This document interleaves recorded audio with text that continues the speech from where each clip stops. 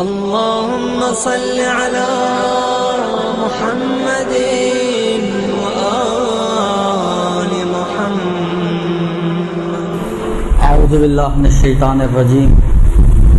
بسم اللہ الرحمن الرحیم. الحمد للہ رب العالمین وصلی اللہ علی محمد وآلہ الطیبین الطاہرین المعصومین ولعنت الدائم ولا اعدائهم اجمعین من الآن الى قیام یوم الدین.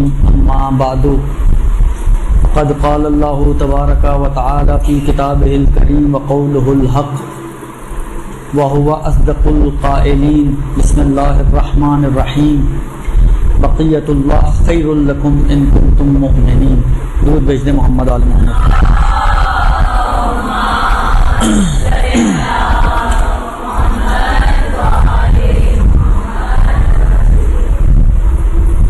آج کی یہ گفتگو شعبان کے اس حصے میں ہے کہ جو 15 شعبان سے بہت قریب ہے. اس لیے آج کی اس گفتگو کے لیے جو موضوع کہا گیا ہے مجھے وہ امام زمانہ عجل اللہ فرجہ الشریف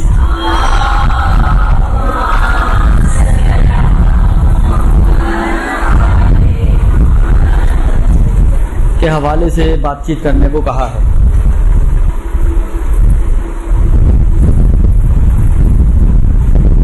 موضوع آج کی اس نشست کا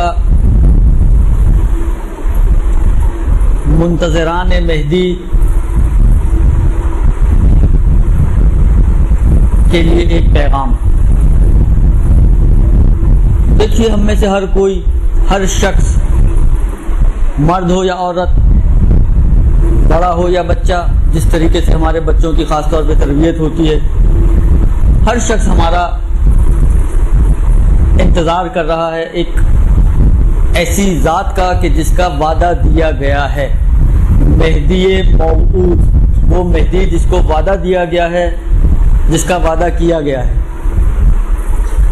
تو ہر شخص اس وعدے کے انتظار میں بیٹھا ہے. اور اس زمانے میں جو ہماری زندگیاں گزر رہی ہیں، جو زمانہ غیبت کبریٰ ہے، ہم لوگ انتظار کر رہے ہیں کہ کب ہمارے زمانے کا امام اور ہمارے آخری حجت اس دنیا میں ظاہر ہوگا. اور وہ جو خبر دی گئی ہے ہمیں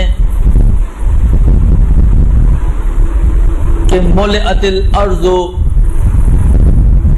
قسطا وعدلا کما ملئت ظلما و جورا، بھر دے گا زمین کو قسط و عدل سے، عدل و انصاف سے، جس طرح کہ وہ ظلم و جور سے پر ہوگی. یعنی جیسی ظلم و جور سے پر ہوگی اسی انداز سے اس ظلم و جور کی جگہ پر عدل و انصاف حاکم ہو جائے گا. تو ہم سب انتظار کر رہے ہیں اس ہستی کا.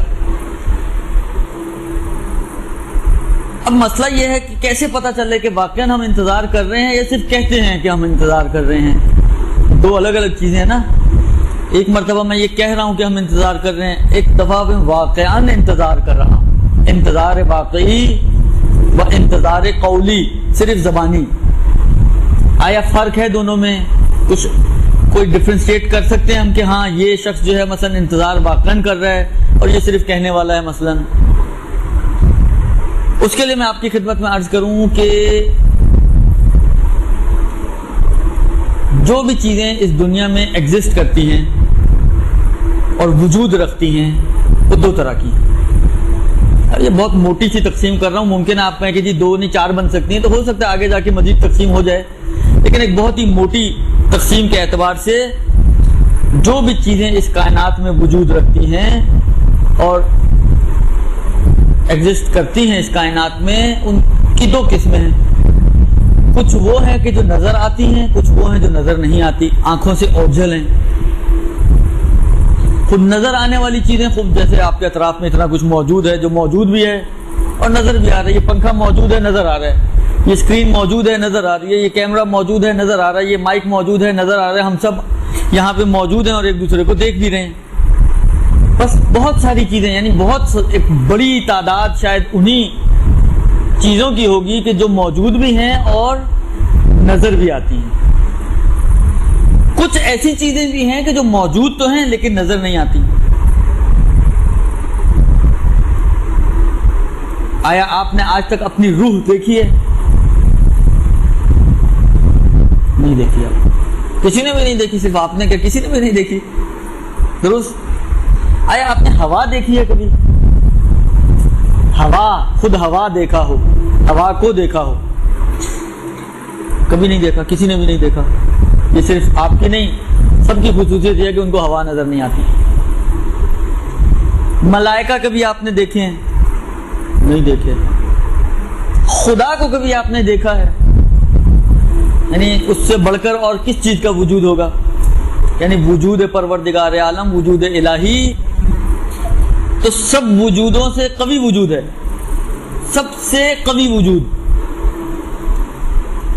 یعنی اگر ہم وجود کی بات کریں، ایک کمزور وجود ہوتا ہے جو سہارے کے بغیر کھڑا. مثلا یہ کیمرہ ہے، یہ کھڑا ہوا ہے مگر جب تک یہ سٹینڈ نہیں ہوگا یہ کیمرہ کھڑا نہیں رہ سکتا. یہ اپنے کھڑے ہونے میں محتاج ہے کس کا؟ اس سٹینڈ کا.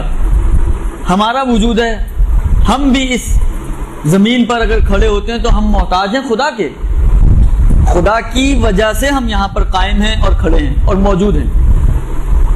مگر پروردگار عالم کس کا محتاج ہے؟ غنی علی الاطلاق، کسی بھی چیز کا کسی بھی اعتبار سے محتاج نہیں ہے. تو سب کے وجود اس کی وجہ سے ہیں مگر اس کا وجود کسی وجہ سے نہیں ہے، کسی اور کی وجہ سے نہیں ہے. جس طرح سمجھانے کے لیے عرض کروں، ماشاءاللہ آپ لوگ تو گھریلو خواتین ہیں تو یہ مثالیں شاید آسانی سے سمجھ سکیں. مثلا نمک ہے اور کھانا ہے. نمک بھی نمکین ہے اور کھانا بھی نمکین ہے. درست. کھانے کی نمکینی کس سے ہے؟ نمک سے ہے. تو نمک کی نمکینی کس سے ہے؟ اس کی اپنی ذات سے پھوٹتی ہے، اس کی اپنی ذات سے نمکینی نکلتی ہے، اس کو کسی نے دی نہیں ہے نمکینی. یہی بے عین ہی حال ہمارا اور خدا کا ہے. ہمارا وجود جس طرح کھانے کی نمکینی نمک کی وجہ سے ہے، ہمارا وجود خدا کی وجہ سے ہے. خود نمک کی نمکینی کس سے ہے؟ اس کی ذات میں سے نکلتی ہے. خدا کا وجود کہاں سے ہے؟ اس کی ذات سے نکلتا ہے. خدا کے وجود کے لیے کسی اور کی ضرورت نہیں ہے. درست. بس پروردگار عالم کا وجود جو سب سے قوی وجود ہے، ان کے بہت قوی وجود ہے، اس کے باوجود نظروں سے اوجھل ہے.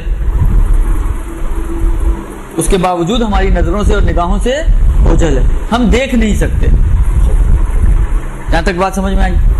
خوب. اگلا سٹیپ، خود جب دیکھ نہیں سکتے تو ہمیں کس نے کہا کہ کوئی خدا موجود ہے؟ ہمیں کس نے کہا کہ ہوا موجود ہے؟ ہمیں کس نے کہا کہ روح موجود ہے؟ پھر کیسے پتا چلا ہمیں ان کے وجود کا؟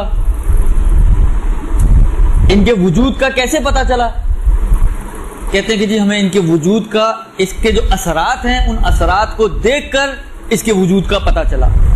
یہ کائنات پوری کی پوری پروردگار عالم کا ایک اثر ہے. یہ پوری کی پوری کائنات پروردگار عالم کا ایک اثر ہے. جب ہم اس کائنات کو دیکھتے ہیں، اس کائنات کے نظم کو دیکھتے ہیں، اس کائنات کی ساخت و بناوٹ کو دیکھتے ہیں، اس کے اندر جو چھپے ہوئے راز اور پوشیدہ چیزیں ہیں ان کو دیکھتے ہیں، جو علم و ٹیکنالوجی اس کائنات کے اندر چھپی ہوئی ہے، جب اس کو دیکھتے ہیں تو خود بخود ہمارا ذہن کہتا ہے کہ یہ کسی بنانے والے کے بغیر نہیں بن سکتی. اتنے رموز والی چیز. مثلا یہ جو مختلف پزلز آپ نے دیکھے ہیں، پیچیدہ سے پیچیدہ پزل بعض ہوتے ہیں وہ بلاکس ٹائپ کے ہوتے ہیں، ان کو جوڑ کے آپ کو چاروں طرف کا کلر ایک جیسا کرنا ہوتا ہے، یا مختلف طرح کے جو بلاکس ہیں.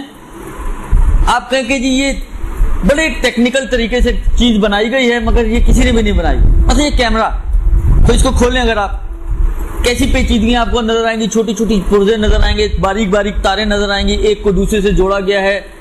مثلا ایک چھوٹا سا ٹانکا اگر کٹ جائے بیچ میں سے تو آپ کا کیمرہ، آپ کا موبائل آپ کا کیلکولیٹر، آپ کی کمپیوٹر، آپ کی جتنی بھی مشینریز ہیں وہ کام کرنا چھوڑ دیتی ہیں، ایک چھوٹا سا ٹانکا ٹوٹا ہوا ہے۔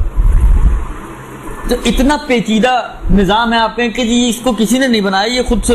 رات کو میں سوئی، ایک سائڈ پر یہ کچھ پرزے پڑے ہوئے تھے، جیسا بچے نہیں بعض چیزوں کے جن کو جو ٹیکنیکل ذہن کے بچے ہوتے ہیں، اگر ان کے آپ ڈراز کو کھولیں تو اس میں آپ کو کیا ملے گا؟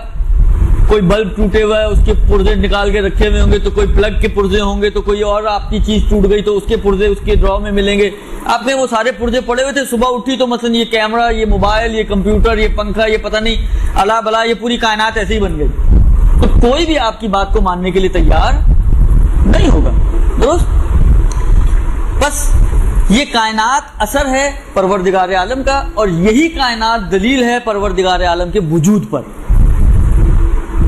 یہ نظام شمسی، یہ دریاؤں کا اور سمندروں کا نظام، یہ بارشوں کا نظام، یہ ہواؤں کا نظام، یہ درخت، یہ چرند، یہ پرند، یہ پودے، یہ ہریالی، یہ پوری کائنات کو اگر آپ دیکھیں، جو کچھ بھی اس کے اندر ہے، ان تمام چیزوں کو آپ دیکھیں تو آپ بے ساختہ پکار اٹھیں گے اگر آپ تعصب سے کام نہ لیں کہ یقیناً اس کو بنانے والا کوئی نہ کوئی ہے، اور یہ بغیر بنائے والے کے نہیں بن سکتی۔ بس اثر کو دیکھ کر آپ ذات پروردگار عالم کے وجود تک پہنچ گئے، جس طرح خود امیر المومنین علی ابن ابی طالب علیہ السلام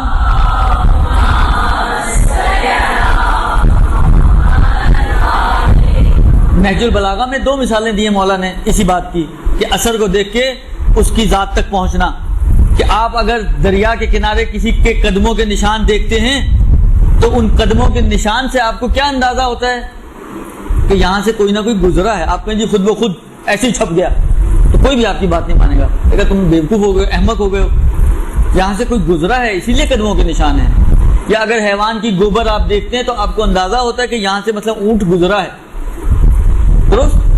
بس یہ ہیں اثرات، ان کے اثر کو دیکھ کر مؤثر یعنی اس ذات تک پہنچ جائیں، اس کے وجود کو پہچان لیں کہ کوئی یہاں پر تھا یا کوئی یہاں سے گزرا ہے یا کسی نے اس کائنات کو بنایا ہے۔ روح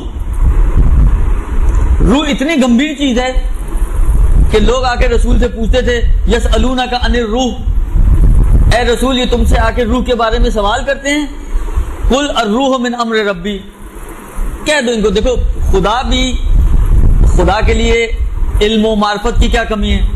خدا کوئی بھی پیچیدہ سی کہانی سنا دیتا، کہتا کہ یہ ان کو جواب میں بتا دو، مگر خدا کو معلوم ہے کہ شاید ممکن ہے ان کی عقلیں در کی نہ کر پائیں، لہذا خدا نے بھی ایک گول مول جواب دیا، کہہ دو قل، اے رسول کہہ دو ان کو کہ الروح من امر ربی، یہ پروردگار عالم کا ایک امر ہے، نہیں پہچان پاؤ گے تم اسے، بس اتنا سمجھو کہ خدا کا ایک امر ہے، خدا کی ایک بنائی ہوئی مخلوق ہے اور ہے تمہارے اندر۔ تو ہم کیسے پتہ کرتے ہیں کہ ہمارے اندر روح ہے؟ جب ہم ایک مردے کو دیکھتے ہیں جو سامنے پڑا ہوا ہے ہمارے، ہم دیکھتے ہیں کہ اس کو آپ بولیں کہ جی ہاتھ اٹھاؤ تو وہ نہیں سنتا، اصلا سن بھی نہیں رہا ہوتا، اٹھانے کا مرحلہ تو سننے کے بعد کا مرحلہ ہے نا، نہ وہ سن رہا ہے، نہ وہ دیکھ رہا ہے، نہ وہ محسوس کر رہا ہے کہ آپ کیا کہہ رہی ہیں اس کو، نہ ابھی ظاہری اعتبار سے میں بات کر رہا ہوں، نہ وہ ہاتھ اٹھانے پہ قدرت رکھتا ہے۔ یہی انسان اگر اس کی ناک پہ مکھی بیٹھے، اس کے کان پہ مکھی بن بنائے تو یہ فوراً ہاتھ اس کا، یعنی یہ قدرتی طور پر ہے، چاہے آپ توجہ نہ بھی ہو، ان انٹینشنلی آپ کا ہاتھ ایک دم اٹھتا ہے۔ ابھی کتنی مکھیاں اس کے اوپر بیٹھی ہوئی ہیں مگر اس کو کچھ ہوش ہی نہیں ہے۔ تو جب آپ اس کو اور ایک زندہ انسان کو کمپیئر کرتی ہیں تو اس کمپیریزن کے نتیجے میں آپ ایک نتیجہ نکالتی ہیں، اور وہ یہ کہ بہرحال اس میں اور اس میں ایک کچھ فرق ہے، اور وہ فرق کیا ہے؟ وہ فرق یہی ہے کہ اس کے اندر روح موجود ہے اور اس کے اندر روح موجود نہیں ہے، اور اسی طرح باقی ساری مثالیں، میں مثالوں میں اگر ٹائم لگا دوں گا تو سارا وقت اسی میں نکل جائے گا۔ بس وہ چیزیں کہ جو دیکھنے میں نہیں آتی، یا وہ کوالٹیز یا وہ صفات کہ جو دیکھنے میں نہیں آتی، ان کو آپ ان کے اثرات کے ذریعے پہچانتے ہیں، ٹھیک؟ اب آپ آ جائیں انسان میں، ماشاءاللہ آپ لوگ فقہ بھی پڑھی ہوئی ہیں، تو ایک فقہی مثال دوں اور پھر میں چلا جاؤں گا امام کے جو ہمارا اپنا موضوع اس کے۔ عدالت ایک کوالٹی ہے، ایک صفت ہے، ایک خصوصیت ہے۔ کسی توضیح مسائل میں، کسی ٹیچر کے لیکچر میں آپ نے یہ سنا ہو کہ عادل شخص کی علامت یہ کہ اس کے سینگ ہوتے ہیں. ایسی کوئی علامت سنی آپ نے کہ جو عدالت کے مرحلے تک پہنچ جائے گا تو اس کے سینگ نکل آئیں گے اور سینگ دیکھ کے آپ کو پتہ چلے گا کہ ہاں یہ عادل آدمی ہے. درست ہے ایسا کچھ؟ پڑھا آپ نے کہیں, سنا آپ نے کہیں, دیکھا آپ نے کہیں؟ نہیں. یا مثلا جس طرح اگر آپ لوگوں نے دیکھا ہوگا, شاید بچوں کا ایک پروگرام آتا تھا, خیر بچیاں تو بڑے شوق سے دیکھتی ہیں, پنوکیو آتا تھا ایک, وہ جھوٹ بولتا تھا اس کی ناک لمبی ہو جاتی تھی. شاید دیکھا ہو, اسٹوری بکس میں بھی آپ نے پڑھا ہو پنوکیو کی کہانی, وہ جھوٹ بولتا تھا اس کی ناک لمبی ہو جاتی تھی. تو ایسی ہی کوئی چیز ہو کہ جو عدالت کے مرحلے تک پہنچے گا اس کی ناک لمبی ہو جائے گی, اس کے کان باہر آ جائیں گے, کوئی ایسی چیز اس کے اندر کہ جس کو دیکھ کر آپ کو اندازہ ہو کہ ہاں اس کے اندر عدالت موجود ہے. کچھ بھی نہیں ہے ایسا. پھر کیسے پتا چلے گا جناب یہ عادل ہے؟ کون بتا سکتا ہے آپ میں سے کہ کسی کی عدالت پہچاننی ہے تو کیا طریقہ ہے؟ توضیح المسائل تقلید کے چیپٹر میں یہ تیسرا چوتھا مسئلہ گزرتا ہے, اگر پڑھا ہو آپ میں سے کسی نے تو. جی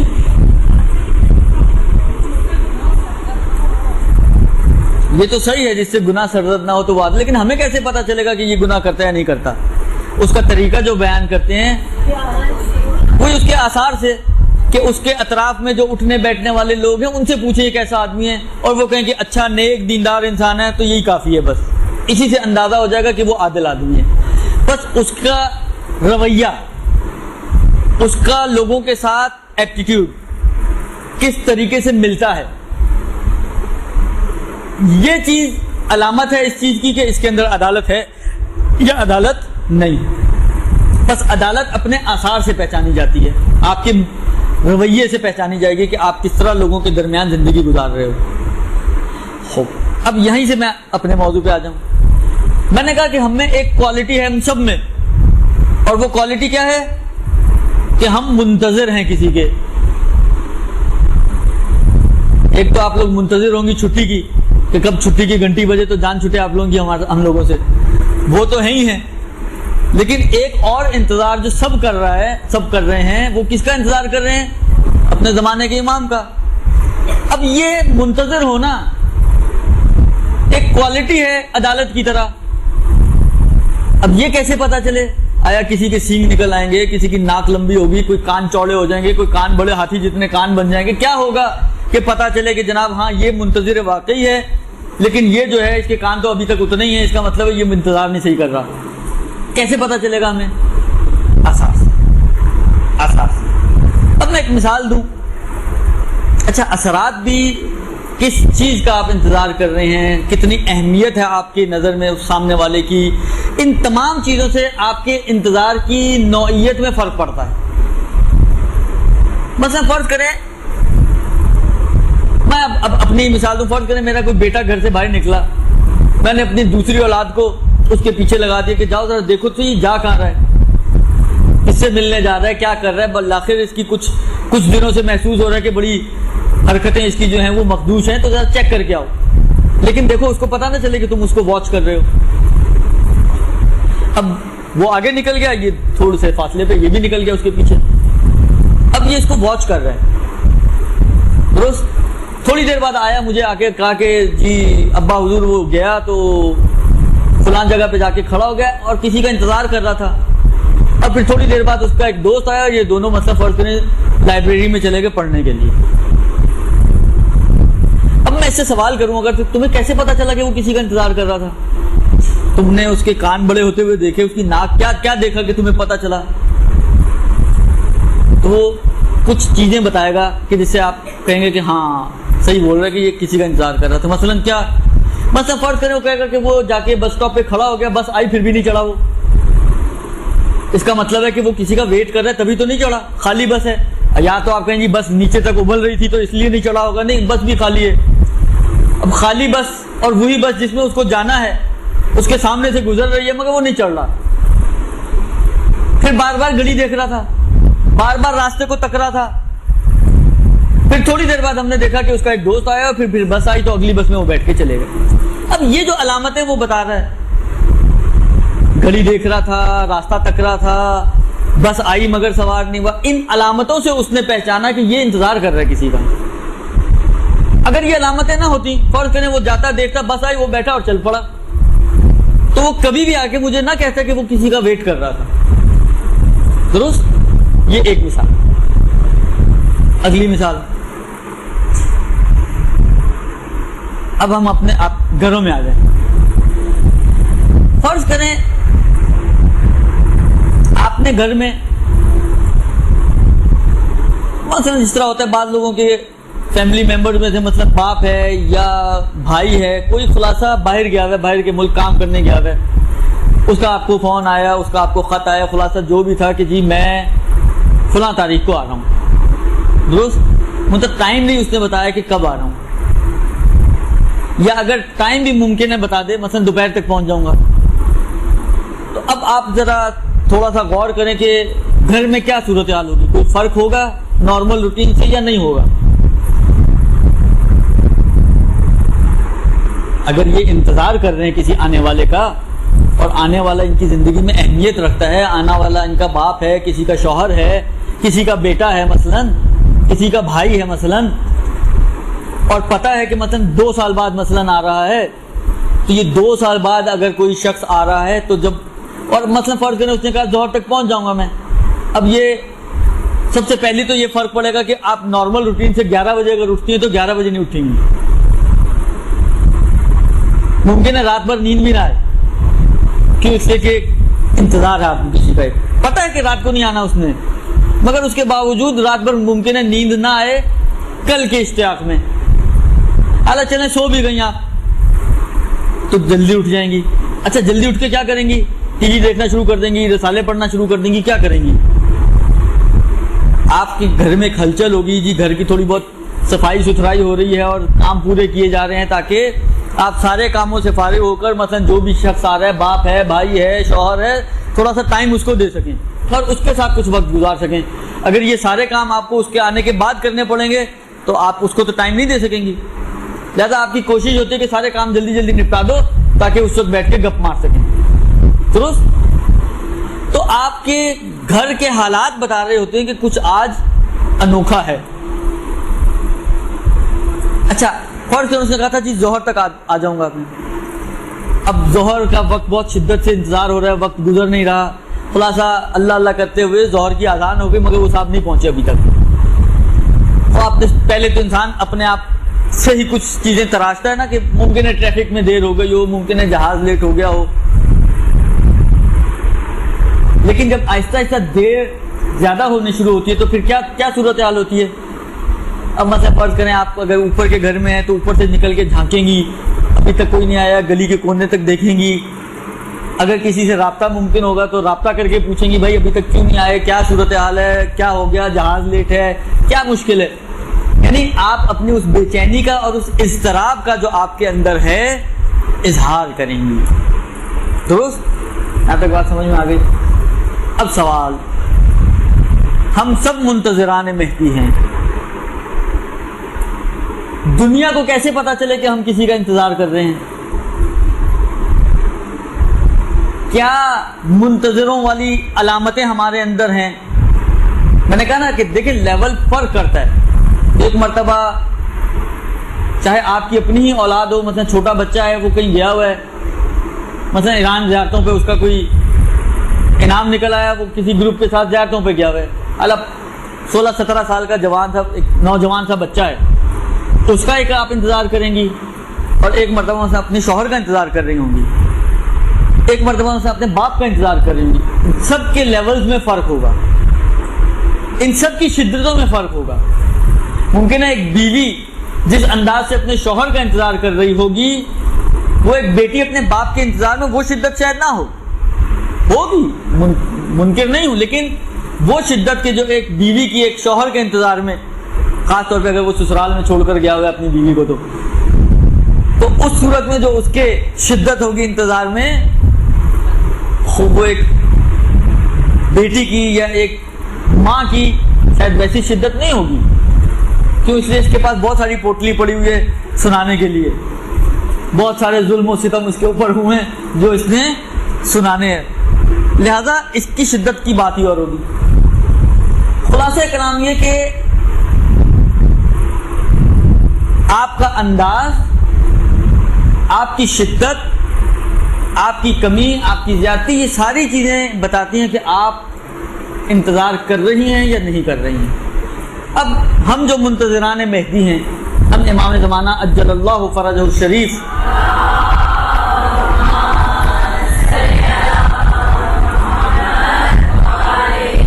کا انتظار کر رہے ہیں، تو آیا ہمارے اندر کوئی علامت ہے انتظار کرنے والوں والی؟ کوئی ایک چھوٹی موٹی علامت، کوئی بڑی علامت، کوئی جس کو ہم کہیں کہ ہاں اس بندے کو دیکھ کر آپ کو لگے کہ ہاں یہ انتظار کر رہا ہے کسی کا؟ میں آپ کی خدمت میں عرض کروں، قم میں جب میں تھا تو ٹی وی پر جو یہ شعبان کا مہینہ ہوتا ہے امام کا ولادت کا، تو کافی پروگرامز آتے ہیں امام سے ریلیٹڈ۔ جمکران کے حوالے سے وہ ایک پروگرام دکھا رہے تھے، کیونکہ آپ کو معلوم ہے مسجد جمکران جو قم کے پڑوس میں ہے وہ مسجد ہے کہ جو امام زمانہ علیہ الصلوۃ والسلام کے حکم سے تعمیر ہوئی ہے، تو وہ اسی کے حوالے سے پروگرام بتا رہے تھے۔ ان کے خدام میں سے ایک خادم تھا، کہتے میں نے ایک ڈائری بنائی ہوئی ہے اور میں ہر دن ایک دن اس میں سے کاٹتا ہوں کہ اتنے دن گزر گئے، اتنے دن گزر گئے، اتنے دن گزر گئے۔ جیسا بعض اوقات آپ نے دیکھا ہوگا کہ جب شوہر کے آنے کے وقت قریب ہوتا ہے تو کیلنڈر پہ نشان لگانے شروع کر دیتی ہے خاتون خانہ کہ اب جی 20 دن رہ گئے، اب 19 دن رہ گئے، یا اب اتنے دن۔ کہنے کا مقصد یہ ہے کہ ایک چیز ہے جو بتا رہی ہے کہ ہاں آپ کسی کا انتظار کر رہے ہیں۔ ہم میں سے کتنے لوگ ہیں جو کچھ ہم لوگوں نے کیا ہو جس سے اندازہ ہو کہ جی ہم کسی کا انتظار کر رہے ہیں، اور خاص طور پہ اپنے آنے والے امام کا انتظار کر رہے ہیں کہ جو ہماری زندگیوں میں سب سے اہم اور سب سے عظیم اور سب سے قیمتی نعمت ہے ہمارے لیے۔ آیا ہم نے اپنے حلیوں کو چینج کیا ہو؟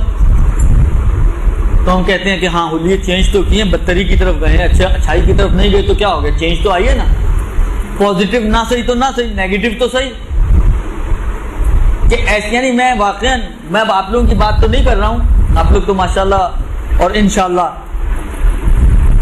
کافی بہتر ہوں گی، لیکن میں ایسے افراد کی بات کر رہا ہوں جن کو میں پرسنلی جانتا ہوں، اس اعتبار سے کہ جب حج پر ہمارے ساتھ ہوتے ہیں اور جب حج پہ جو ان کا حلیہ ہوتا ہے اور اگلے ہی آنے کے بعد جب وہ ولیمہ کرتے ہیں حج کا، تو پہچاننے میں نہیں آتی یہ وہی خاتون تھی جو حج میں ان کا مکھنا پتہ نہیں چلا اترا نہیں، اور یہاں پر پتہ نہیں چل رہا کہ کبھی انہوں نے مکھنا بھی پہنا ہو،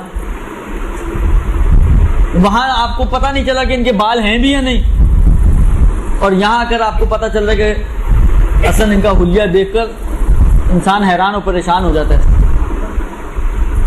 تو چینج تو آئی نا، مگر یہ چینج کافی ہے؟ ہمیں ایسی چینج چاہیے کہ جس چینج کے نتیجے میں ہم واقعاً امام کے منتظر بن سکیں۔ ہمیں ایسی چینج چاہیے کہ جس کے ذریعے سے ہم اپنی آئندہ نسلوں کو امام کا منتظر بنا سکیں۔ ہم نے کتنا دین اپنایا ہے؟ دیکھیں وہی والی بات جو میں نے شروع میں کہی تھی کہ ایک چیز حقیقی ہوتی ہے، ایک چیز صرف قولی ہوتی ہے، زبانی ہے۔ زبان سے تو ہم بڑی بڑی باتیں کرتے ہیں، اللہ رسول کا نام لیں گے، امام زمانہ کی تسبیح ہمارے ہاتھ سے نہیں چھٹے گی، جو بات کریں گے امام زمانہ سے شروع ہوگی اور امام زمانہ کی خوشی پہ ختم ہوگی۔ میرے سارے تجربات ہیں جو میں آپ کے ساتھ شیئر کر رہا ہوں نام لیے بغیر، کہ ایسے لوگوں کو میں جانتا ہوں پرسنلی، وہ جو بھی کام کرنا ہو، اچھا کرنا ہو تو بھی امام کی گردن پہ ڈالتے ہیں، برا کرنا ہو تو بھی امام کی گردن پہ ڈالتے ہیں۔ لیکن اگر آپ بعض اوقات ان کی زندگیوں کو دیکھیں، ان کے رویوں کو دیکھیں، تو ان کی عملی طور پر ان کی زندگیوں میں کوئی چینج آپ کو ایسی نظر نہیں آئے گی کہ آپ کہیں کہ یہ امام کے منتظران ہو سکتے ہیں۔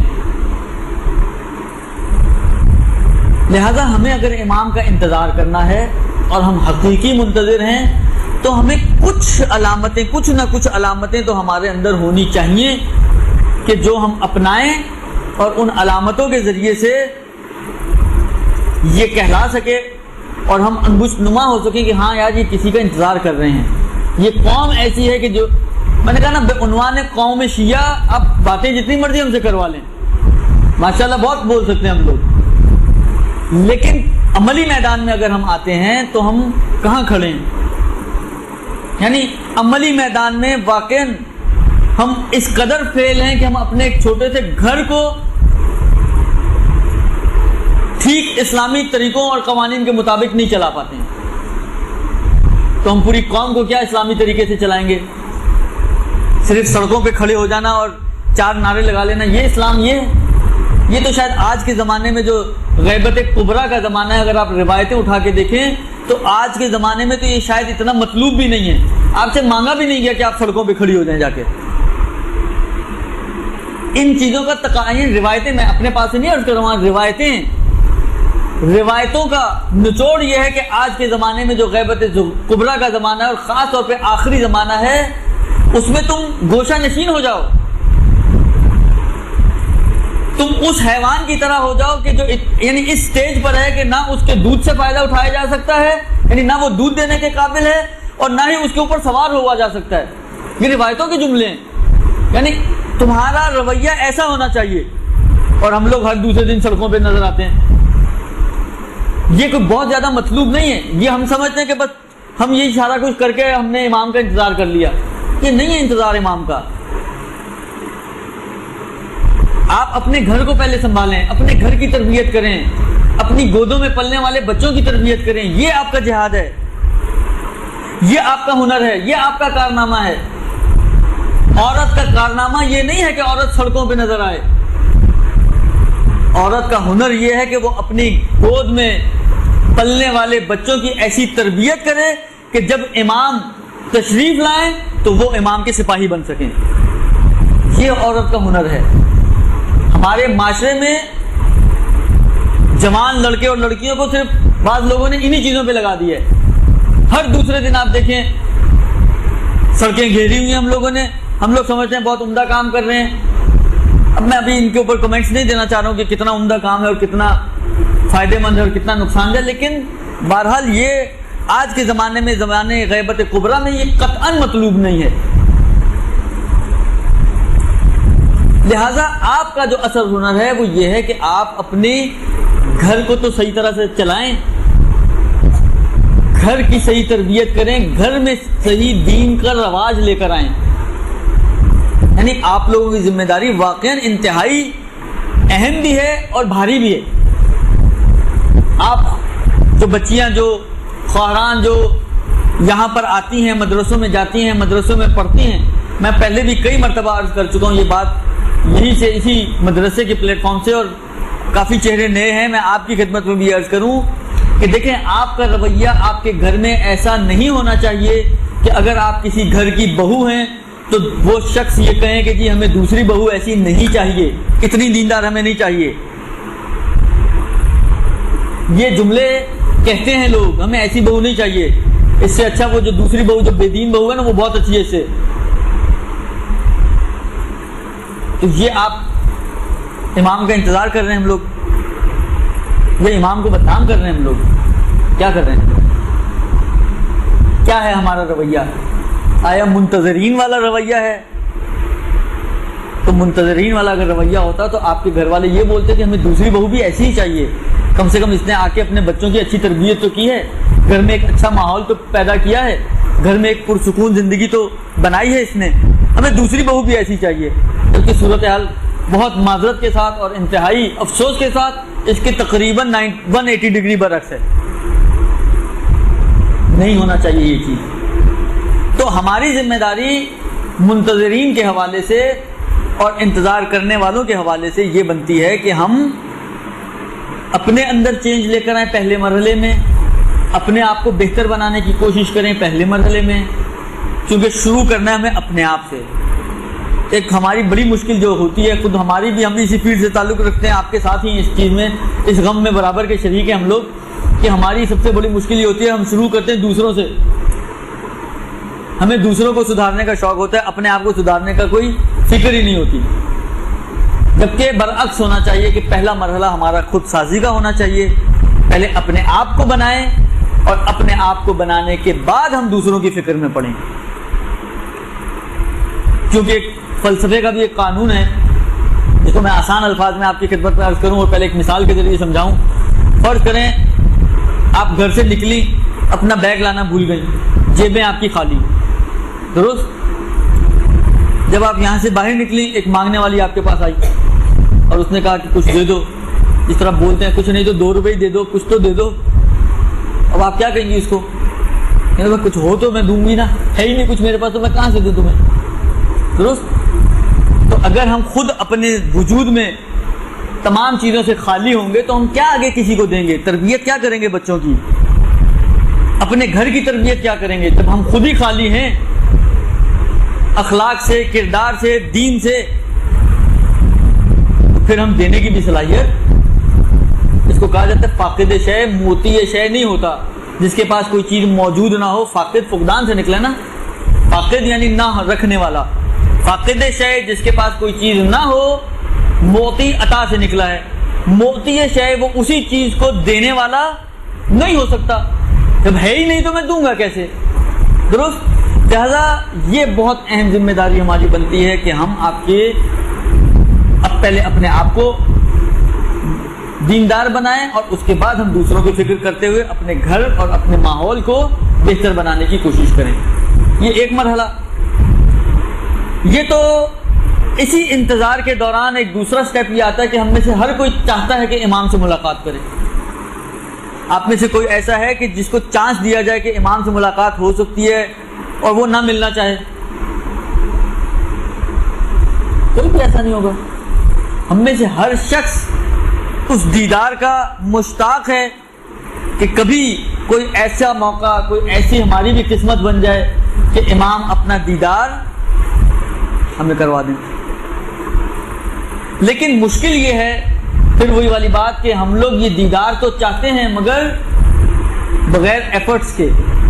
ہم چاہتے ہیں پکا پکایا کھانا مل جائے اور کوئی آگے منہ میں بھی ڈال دے تو نور نلا نور، کہانی ختم. چبا بھی چلو چبانے کی زحمت ہم خود کر لیں گے.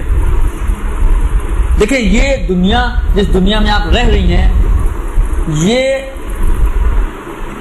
سبب و مسبب کی دنیا ہے. کچھ کیے بغیر کسی چیز کی توقع رکھنا اصلاً معقول نہیں ہے. بہت سارے واقعات میں آپ نے سنا ہے، بہت ساری حکایتوں میں آپ نے سنا ہے کہ اگر آپ زمین میں کچھ نہ بوئیں، مثلا یہاں پہ کچھ اگر نہ بوؤں اور میں توقع کروں کہ اگلی دفعہ یہاں ایک بہت خوبصورت سا آم کا پیڑ ہو اور پکا پکایا آم مجھے مل جائے، تو کیسی ہے یہ میری توقع؟ کتنے % چانسز ہیں اس توقع کے پورے ہونے کے؟ کہ کسی زمین میں نہ میں نے اس زمین میں ہل چلایا ہو، نہ میں نے اس زمین کو آمادہ کیا ہو، نہ اس زمین میں بیج ڈالا ہو، نہ اس زمین میں بیج ڈالنے کے بعد اس کو پانی دیا ہو، نہ اس زمین کو سورج ملا ہو، مگر میری تمنا یہ ہو کہ اگلے ہفتے جب میں آؤں تو یہاں پر ایک بہت ہی میٹھے سے آموں کا ایک درخت نکلا ہوا ہو اور پھل آمادہ. تو آپ کا کیا خیال ہے کتنے % چانسز ہیں کہ میری یہ توقع پوری ہو سکتی ہے؟ چلے ایک ہفتے میں نہ صحیح تو کتنی مدت میں پوری ہو سکتی ہے؟ اصل قیامت تک اگر میں یہاں بیٹھا رہا ہوں یہ توقع میری پوری ہونے والی نہیں ہے. مگر ہم لوگ جب دنیا میں اور زندگی گزارنے پہ آتے ہیں تو ہم اپنی زندگی کو انہی چیزوں کے اوپر بیس کرتے ہیں.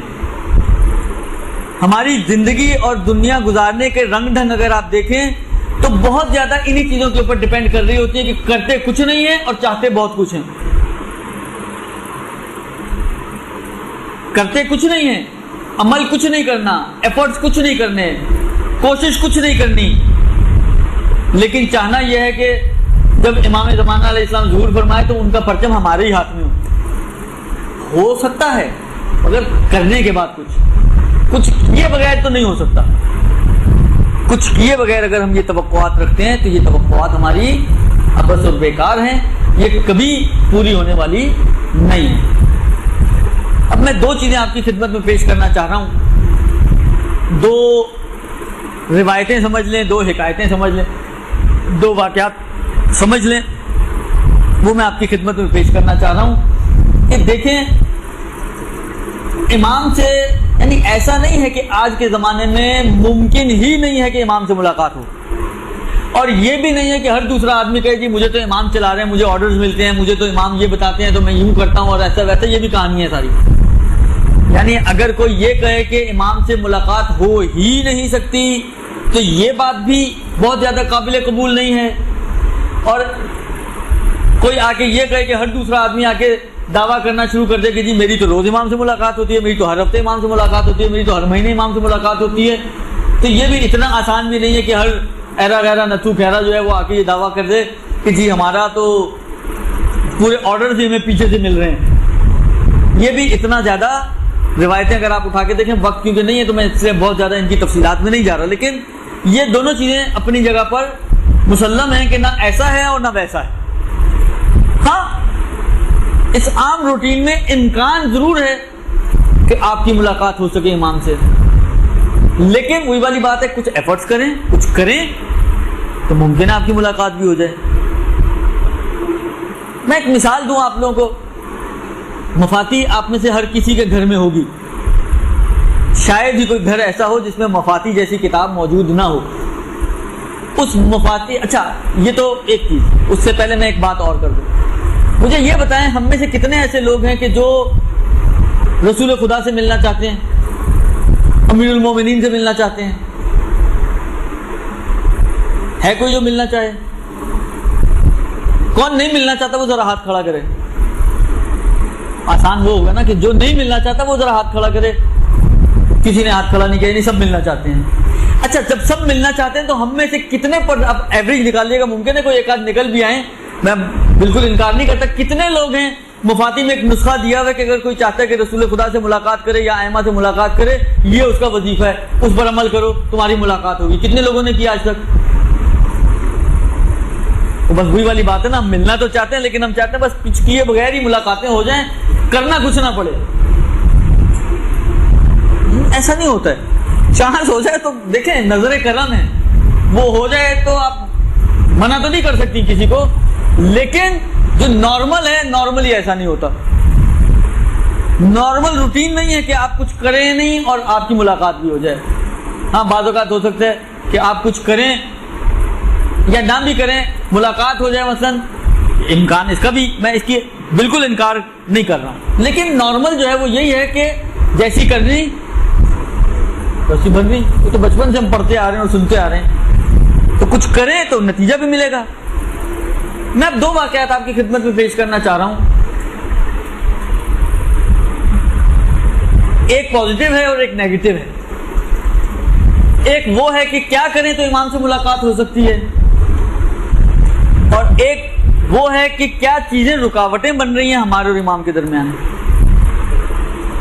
کیونکہ دیکھیں مثلا فرض کریں مجھے لکڑی جلانی ہو تو لکڑی جلانے کے لیے کیا کیا چیزیں چاہیے ہوتی ہیں؟ ایک تو آپ کو ماچس چاہیے، آگ جلے گی تو لکڑی جلے گی نا، وہ ماچس ہی نہیں ہے تو لکڑی کیسے جلے گی؟ ایک تو آپ کو آگ چاہیے، چاہے لائٹر کی شکل میں ہو، چاہے ماچس کی شکل میں ہو، چاہے کسی فارم میں ہو، تو ایک آپ کو اس لکڑی جلانے کے لیے آگ چاہیے۔ اور کیا چاہیے؟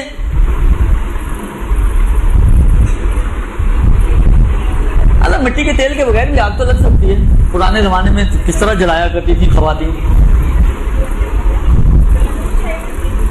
ہاں لکڑی تو ہوگی تو آگ لگے گی نا۔ لکڑی، یہ لکڑی جو فرض کریں یہ میرے ہاتھ میں یہ لکڑی ہے، اس کو جلانا ہو تو کیا چاہیے؟ ایک تو ماچس چاہیے، جی محنت بھی کرنی پڑے گی، بالکل ماچس تو جلانی پڑے گی۔ اور ایک اہم چیز جس کی ضرورت ہوگی وہ یہ کہ یہ لکڑی گیلی نہ ہو۔ لکڑی بھی ہے، ماچس بھی ہے، محنت بھی کر رہی ہیں، لیکن اگر یہ گیلی ہوگی تو جلنے کی صلاحیت نہیں رکھتی۔ بس اس کا مطلب کیا ہے کہ جہاں ایک طرف سے آگ ہونی چاہیے تو دوسری طرف سے اس لکڑی میں کوئی رکاوٹ نہیں ہونی چاہیے۔ بس دو چیزوں کی ضرورت ہوتی ہے ہمیں، ایک طرف سے ایک ایسی چیز کہ جو آپ کو اس یعنی وہ آگ کے جو اس کو جلا سکے، اور دوسری طرف سے ایک ایسی چیز کہ جو رکاوٹ بن سکتی ہے، اس کا بھی نہ ہونا چاہیے۔ اگر رکاوٹ ہوگی تو آگ کے ہوتے ہوئے بھی یہ لکڑی نہیں جلے گی۔ بس امام سے ملاقات کے لیے بھی ہمیں دو چیزیں چاہیے، ایک صلاحیت چاہیے کہ ہمارے اندر ایک صلاحیت پیدا ہو، اور دوسری چیز جو چاہیے وہ ایک رکاوٹیں کہ جو ہمارے اندر نفس میں رکاوٹیں ہیں وہ رکاوٹیں بھی نہ ہوں۔ صلاحیت آپ نے پیدا کر لی، جو واقعے میں ملی وہ آپ نے عمل شروع کر دیا، عمل کرنا شروع کر دیا، لیکن دوسری طرف سے رکاوٹیں ہیں تو ان کے آپ نے وہ کام شروع کر دیا، آگ لے آئیں آپ، لیکن یہ آگ بھی آپ کو فائدہ نہیں پہنچائے گی، اس کے لیے آپ کو رکاوٹیں بھی دور کرنی پڑیں گی۔ اب یہ جو دو واقعات ہیں اسی اعتبار سے، ایک پازیٹیو ہے یعنی وہ آگ لانے والا کام ہے، اور ایک نیگیٹو وے میں بیان کر رہا ہے یعنی آپ کے اندر جو رکاوٹیں ہیں ان کی طرف اشارہ کرے گا۔ تو ہمیں اگر ملاقات کرنی ہے ادھر سے یہ کام کریں، ادھر سے ان رکاوٹوں کو دور کریں، تو پھر سمجھیں بہت زیادہ امکان ہے کہ آپ کی ملاقات امام سے ہو سکے۔ اب یہ مت سوچیے گا یہاں بیٹھے بیٹھے بھی بات تو شروع نہیں کہ چلے یہ تو کوئی مشکل کام ہی نہیں ہے تو ایسے ہی ہو جائے گا، کہ اتنے اگر آسان ہوتی باتیں تو ہر کسی کی ملاقات امام سے ہو رہی ہوتی، امام غائب ہی نہ ہوتے۔ پہلا واقعہ پازیٹیولی، وہ کیا چیز ہے کہ جو ہمارے اندر یہ صلاحیت ہے، جو آگ کا کام کرے اور ہمارے اندر یہ صلاحیت پیدا کرے کہ ہم امام علیہ السلام سے ملاقات کر سکیں؟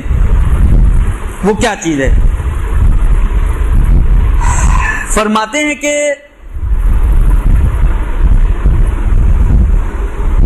عبد الکریم کفاش، شاید نام سنا ہو آپ لوگوں نے، ہو سکتا ہے بعض نے یہ واقعہ بھی سنا ہو، لیکن اب جنہوں نے سنا ہوا ان کے لیے تکرار ہو جائے گا، جنہوں نے نہیں سنا ہوا ان کے لیے۔ عبد الکریم کفاش، کفاش فارسی میں کہتے ہیں اس کو موچی کو۔ اچھا مزے کی بات میں آپ کو بتاؤں، آپ جو امام کی ملاقات کے واقعات ہیں اگر آپ ان کو اٹھا کر دیکھیں تو ایک تو گروہ آپ کو وہ ملے گا کہ جی امام کے علماء کے ساتھ ملاقاتیں ہیں، مقدس اردبیلی کے ساتھ ملاقات ہے، سید ابن طاؤس کے ساتھ ملاقات ہے، اور دوسرے اغم رشی کے ساتھ کچھ واقعات ہیں وغیرہ وغیرہ۔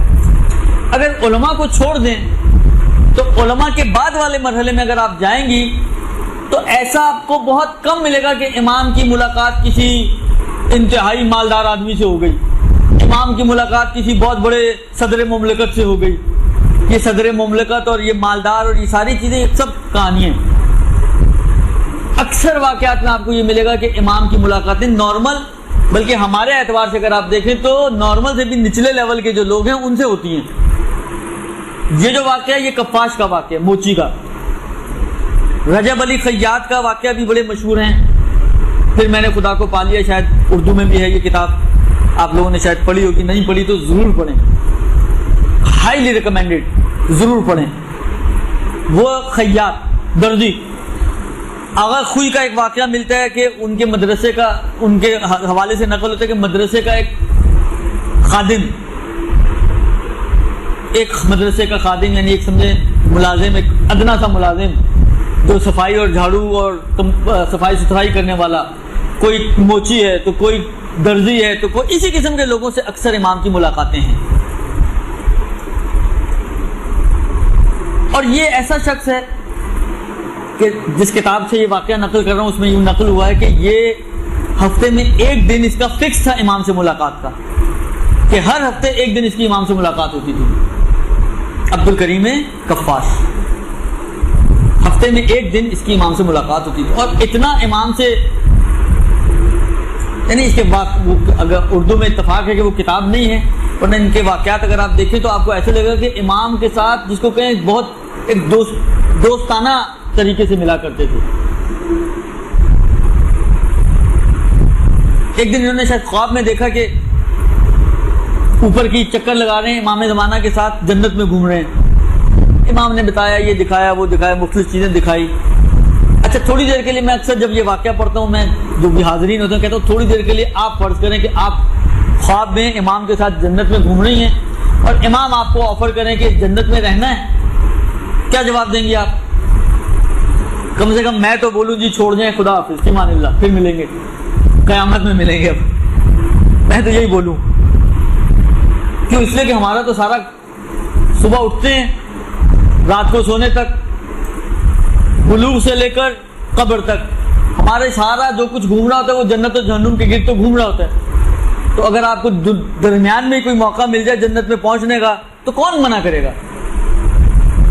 جب امام نے اس سے سوال کیا کہ جنت میں رکو گے تو اس نے کہا کہ مولا یہ بتائیں کہ آپ اس جنت میں ہوں گے؟ کہا کہ نہیں، مجھے تو بھی، میں یہاں نہیں رہ سکتا ابھی، کیونکہ مجھے بھی بہت کام ہے دنیا میں اور ایک بڑا انقلاب برپا کرنا ہے مجھے دنیا میں، لہٰذا میں بھی یہاں نہیں رہ سکتا۔ کہا میں نے بھی نہیں رہنا اس جنت میں۔ یہ ہم میں سے ہے کسی کی کوالٹی؟ کہا میں نے بھی نہیں رہنا اس جنت میں۔ خیر پھر واپس آ گئے اور آنکھ کھل گئی۔ یہ اتنے، میں نے کہا نا کہ اتنے امام سے زیادہ ایک سمجھے دوستانہ ماحول میں ان کی گفتگو ہوتی ہے، ان کی ملاقاتیں ہوتی ہیں، اور بھی کچھ واقعات ہیں، میں چھوڑتے ہوئے اصل واقعے کی طرف جاتا ہوں۔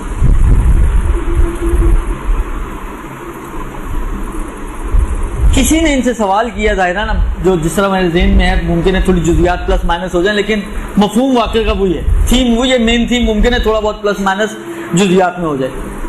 کسی نے سوال کیا کہ آپ اس مقام تک کیسے پہنچے کہ آپ کی ہفتے میں ایک دن امام علیہ السلام سے ملاقات ہوتی ہے.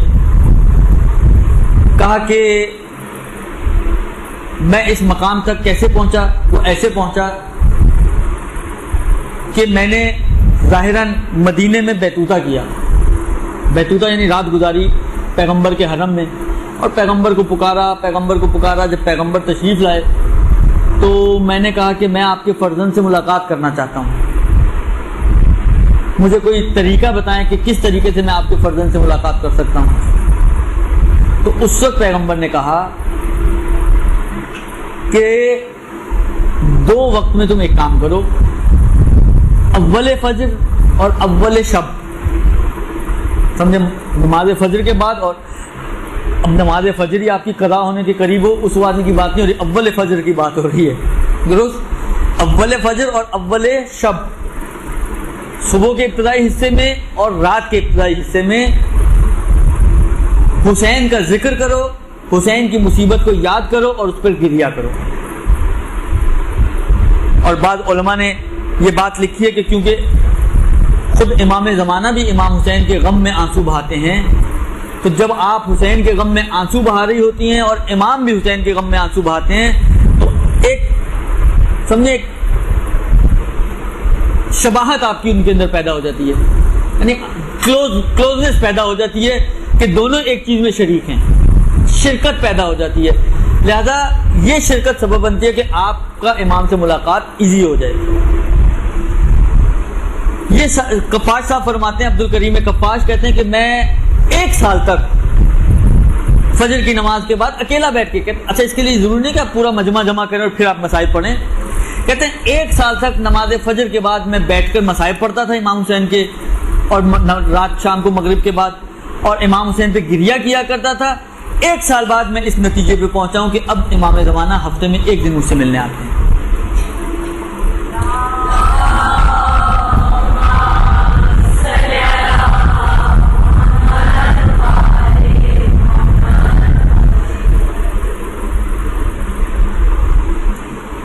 بس اگر تم چاہتے ہو امام سے ملاقات کرنا، یہ کام کرو. یہ ایک طرف سے ہوگی بات. اب ہم چلیں دوسری طرف کی کہانی کی طرف. یہ تو دیکھیں، یہ میں نے کہا نا کہ یہ ہمارے اور امام کے درمیان ایک شباہت پیدا کرتی ہے چیز، یعنی یہ آگ کا کام کرتی ہے. آگ آ گئی ہے، لکڑی موجود ہے، اب بس جلانی ہے. جلانے کے لیے آپ کو رکاوٹیں دور کرنی ہوگی. رکاوٹیں دور ہوں گی تو اس لکڑی کے اندر جلنے کی صلاحیت پیدا ہو جائے گی. اب ممکن ہے ایک تیلی میں نہ صحیح، 2 تیلیوں میں نہ صحیح، لیکن کچھ تیلیاں آپ جلائیں گی تو یہ جل پڑے گی. تھوڑی سی محنت کریں گی اور تو یہ جل پڑے گی. لیکن اگر یہ گیلی ہوگی تو آپ صبح سے شام تک بھی لگی رہیں گی تو یہ جلنے والی نہیں ہے. بس رکاوٹیں دور کرنے اور اس صلاحیت کے ایجاد کرنے کا مطلب یہ نہیں ہے، یہ مت سمجھے گا کہ آپ کی فوراً ملاقات ہو جائے گی، چٹکی بجائی اور ملاقات ہو گئی، کوئی الادین کا چراغ آپ کے ہاتھ میں آ گیا، ایسا کچھ نہیں. صلاحیت زیادہ پیدا ہو جاتی ہے، امکانات بہت بڑھ جاتے ہیں. پھر تھوڑا سا بھی اگر آپ مزید ایفرٹس کریں تو آپ کی ملاقات امام سے ہو سکتی ہے. علی ابن مہزیار احوازی. اب دیکھیں یہ واقعہ کتابوں میں نقل ہوا ہے. یہ علی ابن مہزیار آخر کے جو ائمہ ہیں ان کے اصحاب میں سے ہیں اور جلیل القدر انسان ہیں. اگرچہ یہ واقعہ علی ابن مہزیار کی جلالت مقام کے ساتھ اتنا میچ نہیں کر رہا، کیونکہ بہت مقرب ہیں ائمہ کے اور بہت ہی اہم شخصیت ہیں. لیکن جس طرح ہم باقی جگہوں پہ توجیہات کرتے ہیں کہ ممکن ہے امام نے ایک پیغام پہنچانے کے لیے ایسی بات کہی ہو، یا ممکن ہے شاید وہی والی بات ہے بعض اوقات نام بھی کامن ہو سکتے ہیں، یہ کوئی اور علی ابن مہزیار ہوں، لیکن بالآخر علی ابن مہزیار کے نام سے یہ کتابوں میں واقعہ موجود ہے. اللہ ابھی ہم تھوڑی دیر کے لیے وہی والی بات ہے کہ ہم واقعے کی تھیم دیکھیں، شخص کو چھوڑ دیں کہ کس کو کہا جا رہا ہے. اس کا امیر المومنین نے بھی کہا ہے نا کہ انظر الی ما قال ولا تنظر الی من قال. جو کہہ رہا ہے اس کو نہ دیکھو، جو کہا جا رہا ہے اس کو دیکھو. تو ہم اسی فارمولے کے تحت یہ نہ دیکھیں کہ کس کا واقعہ ہے اور کس سے بات ہو رہی ہے، ہم یہ دیکھیں کہ کیا کہا جا رہا ہے. وہ ایک پیغام ہے ہمارے لیے، ہم اس میسج کو لینے کی کوشش کریں تو ممکن ہے مشکل حل ہو جائے. یہ علی ابن مہدیار. اچھا یہاں پہ بھی ایک سوال میں بعد میں آپ سے کروں گا تاکہ آپ خود جج کریں کہ ہم کہاں پہ کھڑے ہوئے. علی ابن مہدیار امام سے ملاقات کرنا چاہتے تھے. علی ابن مہدیار نے سنا ہوا ہے کہ امام حج پہ ہوتے ہیں اور حج پر کہیں پہ بھی امام دنیا میں ہو, حج کے سیزن میں امام مکے میں ہوں گے. اور حتمی طور پر دیکھیں اس پورے حج میں کم و بیش ایک موقع ایسا ہے کہ جہاں پر آپ کہیں کہ تقریباً جو بھی حج کرنے آیا ہے اور حاجی ہے وہ اس جگہ پر جمع ہوتا ہے, اور وہ ہے عرفہ کا میدان.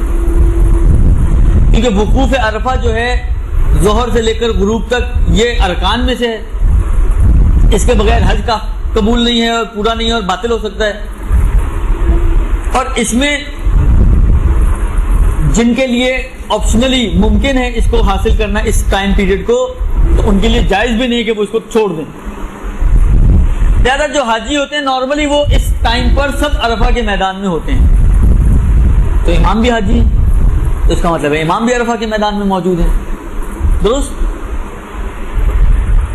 اب یہ علی ابن مہدیار کہتے ہیں کہ مجھے پتا تھا کہ امام حج کے سیزن میں وہاں آتے ہیں, تو میں حج پر گیا صرف اور صرف امام سے ملنے کے لیے. لیکن یہ خود ایک بڑی کوالٹی ہوتی ہے کہ آپ کوئی کام امام کی خاطر کر رہے ہیں.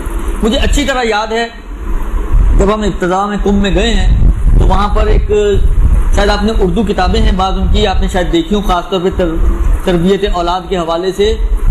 آغا مظاہری ایک استاد اخلاق تھے, درس اخلاق دیا کرتے تھے حوضے میں. اس وقت اب تو اصفہان میں ہوتے ہیں, تم سے جا چکے ہیں. پہلے وہ ہوتے تھے تو ان کا ہر ہفتے میں ویکینڈ پر جو ہے ان کا درس ہوا کرتا تھا, شاید شب جمعہ یا شاید شب جمعرات. تو اس میں وہ ایک واقعہ نقل کر رہے تھے, کہتے ہیں جمکران آپ کو بھی معلوم ہے شب بدھ اچھے خاصے لوگ وہاں پر پہنچے ہوئے ہوتے ہیں. ایک مشہور ہو گیا کہ جی امام جو 40 بدھ جو جاتے ہیں امام سے ملاقات ہوتی ہے, حالانکہ کوئی روایت نہیں ہے لیکن بالآخر ایک مشہور ہو گیا روایت مسجد سہلہ کے بارے میں. تو یہ کہتے ہیں کہ ایک شب بدھ سب لوگ وہاں پہ موجود تھے. امام آئے, ایک سے پوچھا تم کیوں آئے ہو یہاں پر؟ مولا مسئلہ فرض کریں میری اولاد کا مسئلہ ہے. دوسرے سے پوچھا میرا یہ مسئلہ. تیسرے پوری مسجد میں, یعنی واقعی بھری ہوئی ہوتی ہے مسجد. جو آپ لوگوں میں سے مشرف ہوئے ہیں تو انہوں نے تو دیکھا ہوگا, جو نہیں ہوئے خدا سب کو زیارت نصیب کرے انشاءاللہ. بھری ہوئی ہوتی ہے مسجد. آگا فرماتے ہیں کہ کہتے ہیں کہ جب امام چلتے چلتے کونے میں ایک بندے کے پاس پہنچے, تم یہاں کیوں آئے ہو؟ کہتے ہیں میں امام سے ملاقات کے لیے آیا ہوں. کہتے ہیں یہ ایک بندہ اس بھری مسجد میں جو میری خاطر آیا ہے, باقی سب اپنے اپنے درد دل لے کر آئے ہیں. مجھے کوئی ایسا نہیں جس کو مجھ سے کوئی سروکار ہو. کسی کی اولاد کا مسئلہ ہے, کسی کی جاب کا مسئلہ ہے, کسی کی بیوی کا مسئلہ ہے, کسی کی شادی نہیں ہو رہی, کسی کی زیادہ شادیاں ہو گئی, کسی کا کیا ہو گیا, کسی کا کیا ہو گیا. سب پریشان, اپنی اپنی پریشانیاں لے کر گھوم رہے ہیں. تو یہی صورتحال کہ یہ حج پہ جا رہا ہے مگر امام کی خاطر جا رہا ہے. یہ اصل چیز ہے کہ آپ امام کی خاطر کر رہے ہیں. اچھا میں آپ سے سوال, میں نے کہا نا ایک سوال یہاں پہ بھی میں آپ سے کروں گا. سوال آپ سے, فرض کریں کہ دیکھیں جواب ایمانداری مجھے نہ دیں, بے شک آپ اپنے دل میں ہی سوچیں, لیکن ایمانداری سے منصف ہو کر, منصف مزاج ہو کر, عادلانہ طریقے سے جواب آپ سوچیے گا. فرض کریں کہ اگر آپ کے پاس مالی استطاعت ہو تو آپ نے کتنا حوصلہ, آپ کتنے سال امام سے ملنے کے لیے صرف حج پہ جا سکتی ہیں؟ دیکھیں کہنا آسان ہوتا ہے, میں پھر بول رہا ہوں, اسی لیے میں نے کہا مجھے نہ آپ بتائیں, اپنے دل میں سوچیں کہ اگر آپ کے پاس اتنی مالی استطاعت ہو تو آپ کتنے سال صرف اس وجہ سے کہ امام بھی وہاں پر ہوتے ہیں تو میں امام سے ملنے کے لیے حج پہ جاؤں. کہنا بہت آسان ہوتا ہے. کتنے سارے لوگ آپ کو معاشرے میں ایسے ملیں گے کہ جن کے پاس اتنا مال ہے کہ مال کا حساب نہیں ہے مگر ان کو حج کی توفیق نہیں ہے. تو مال ملنے کے بعد ہم کہاں پر ہوں ہمیں کیا پتا ہے. ابھی تو ہم کہہ رہے ہیں کہ جی ہر سال, لیکن ابھی مال نہیں ہے اس لیے کہہ رہے ہیں. کل کو مال آ گیا آیا, اس وقت بھی یہ ہر سال رہے گا.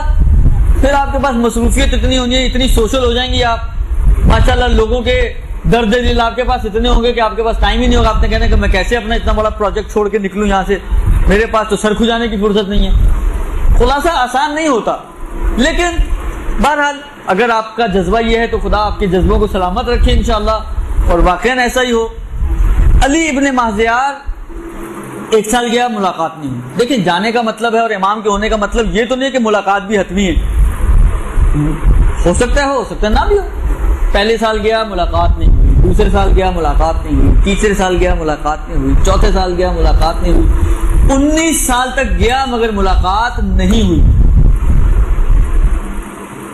19 سال تک گیا مگر ملاقات نہیں ہوئی۔ 20ویں سال اس کے جانے کا ارادہ نہیں تھا۔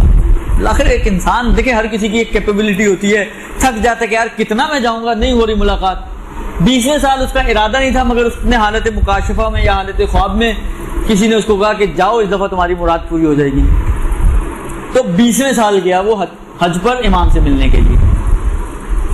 اور پھر ایک موقع وہ آیا کہ ایک شخص آیا اس کے پاس اور آ کر اس کو کہتا ہے کہ تمہیں امام نے بلایا ہے۔ خوش ہو گیا، 20 سال سے جو زحمت اٹھا رہا تھا۔ دیکھیں ایک حج آج کا حج ہے، ایک حج یہ میں نے عرض کیا نا کہ یہ 11ویں امام اور 10ویں امام کے اصحاب میں ہیں، یعنی 200 سوا 200 250 ہجری کے لگ بھگ کی بات ہے۔ یہ اس زمانے میں جو حج ہوگا اور آج یعنی آج سے تقریباً 1300 سال پرانا جو حج ہے، 1200 سال پرانا جو حج ہے، کہ اگر آج سے آپ 50 سال پیچھے بھی چلے جائیں تو حج ایک واویلا عبادت تھی، واقعاً واویلا تھی۔ یہ تو اب کچھ سہولتیں بہت بڑھ گئی ہیں اور بڑھتی جا رہی ہیں، ورنہ آج سے میں نے کہا نا 50 بھی زیادہ بول رہا ہوں میں، 25 سال پیچھے چلے جائیں تو حج اتنا آسان نہیں تھا۔ تو یہ تو 1200 سال پرانی بات کر رہے ہیں۔ 19 سال جا چکے، 20ویں سال گیا، شخص نے آ کے کہا آپ سوچیں ذرا کی تھوڑی دیر کے لیے اس کی جگہ پر آپ اپنے آپ کو تصور کریں تو خوشی کا کیا حال ہوگا اس کا۔ خوشحال، کہا چلو، سوار ہوئے، چل پڑے۔ اب وہ بھی راستے میں اس سے بات چیت کرتا جا رہا ہے کہ کیوں دیر کر دی اور کیا ہے کیا نہیں وغیرہ۔ خلاصہ جب مکے سے باہر نکلے تو دیکھا کہ سامنے ایک میدان ہے اور میدان میں کچھ خیمے لگے ہوئے ہیں۔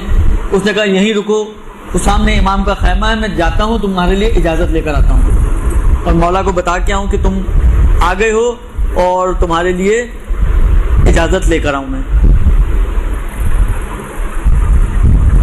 چلا گیا، مولا سے اجازت لی، واپس آ کے اس نے کہا کہ علی ابن مہذیار کو کہا کہ اے علی ابن مہذیار چلو امام نے اجازت دے دی تمہاری ملاقات کے لیے۔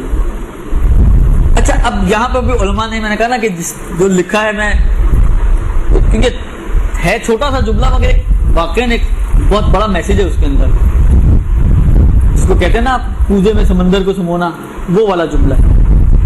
جیسے ہی اس نے آ کے کہا کہ امام نے اجازت دے دی چلو، اب یہ ادھر ادھر دیکھنے لگا۔ اس نے کہا کہ کیا دیکھ رہے ہو؟ کہا میں دیکھ رہا ہوں، جگہ ڈھونڈ رہا ہوں کہ اپنے اس حیوان کو کہاں پہ باندھوں۔ تو یہاں پر انہوں نے یہ جملہ لکھا ہے کہ اس کو امام بلا رہے ہیں اور مگر وہ اس کی پریشان، اس کا ذہن ابھی بھی اسی چکر میں ہے کہ میرا حیوان نہ بھاگ جائے۔ اس کا مطلب کیا ہے کہ دیکھیں یہ اگر دنیا کی محبت ہے نا ہمارے دلوں میں، یہ کہیں کا نہیں چھوڑتی انسان کو۔ امام سامنے بھی ہوں آپ کے نا، تو ممکن ہے اس دنیا طلبی کے چکر میں امام بیچ بان سے نکل جائیں اور ہم ابھی ان اور اون اور یہ اور وہ اسی چکر میں لگے رہے کہ یہ کیا کریں وہ کیا کریں، ایسا ہو جائے ویسا ہو جائے۔ خیر اس نے کہا چھوڑو اس کو، چلو گئے اندر، داخل ہوئے، سلام کیا امام کو۔ امام نے جواب دیا اور کہا کہ اے علی ابن مہذیار تم نے آنے میں اتنی دیر کیوں کر دی؟ کہا مولا میں تو 19 سالوں سے آ رہا ہوں اور آپ سے ملاقات کرنے آ رہا ہوں، مگر اس سال سے پہلے آپ نے کبھی مجھے بلایا ہی نہیں، میں کیسے آتا آپ کی خدمت میں؟ اب یہاں پر امام نے 3 چیزوں کا تذکرہ کیا اس واقعے میں کہ جو 3 چیزیں سبب بن رہی تھی رکاوٹ کی، کہ یہ جو 19 سال تمہارے اور میرے درمیان فاصلہ آیا ان 3 چیزوں کے ذریعہ ہے۔ وہ کیا چیزیں تھیں؟ پہلی چیز امام نے کہا کہ تم دنیا طلبی میں پڑ گئے، مال کو بڑھانے میں پڑ گئے، تم اپنے مال کی زیادتی میں پڑ گئے۔ اور جب جس طرح میں نے ابھی عرض کیا نا کہ جب انسان کے پاس مال آتا ہے تو پھر یہ وہ چیز ہے جو حل من مزید ہے، کہیں رکتا نہیں ہے۔ دنیا کی طلب انسان کے دل میں کہیں رکتی نہیں ہے۔ آج آپ کے پاس فرض کریں، دیکھیں آپ خود تجزیہ کرتے رہیں تو آپ کو اندازہ ہوتا رہے گا کہ جو میں کہہ رہا ہوں آیا ویسے ہی ہے یا نہیں ہے۔ فرض کریں آج میرے پاس کچھ نہیں ہے، بینک بیلنس پوچھیں تو 0، یا پوچھیں تو 10,000 15,000 پڑے ہوئے ہوں گے۔ کل اگر میرے بینک بیلنس میں 15,000 کی بجائے 1 لاکھ ہو جائے گا تو آپ کا کیا خیال ہے، میرا پیٹ بھر جائے گا؟ میں کہوں گا یار یہ لاکھ ہے تو 1.5 کیوں نہیں؟ لاکھ سے میں 1.5 تک جاؤں گا، 1.5 سے میں 2 تک جاؤں گا، 2 سے میں 10 تک جاؤں گا، 10 سے میں، یہ کہیں پہ بھی ختم ہونے والا نہیں ہے۔ کھارا پانی ہوتا ہے نا، جتنا بھی انسان پیتا رہے پیاس اس کی نہیں بجھتی ہے، یہ کھارے پانی کی طرح ہے دنیا، مال دنیا، انسان کی پیاس کبھی بھی نہیں بجھتی۔ مولا کہتے ہیں کہ تم دنیا طلبی میں پڑ گئے اور یہ دنیا طلبی ذریعہ بنی کہ تمہارے اور ہمارے درمیان ایک پردہ حائل ہو گیا۔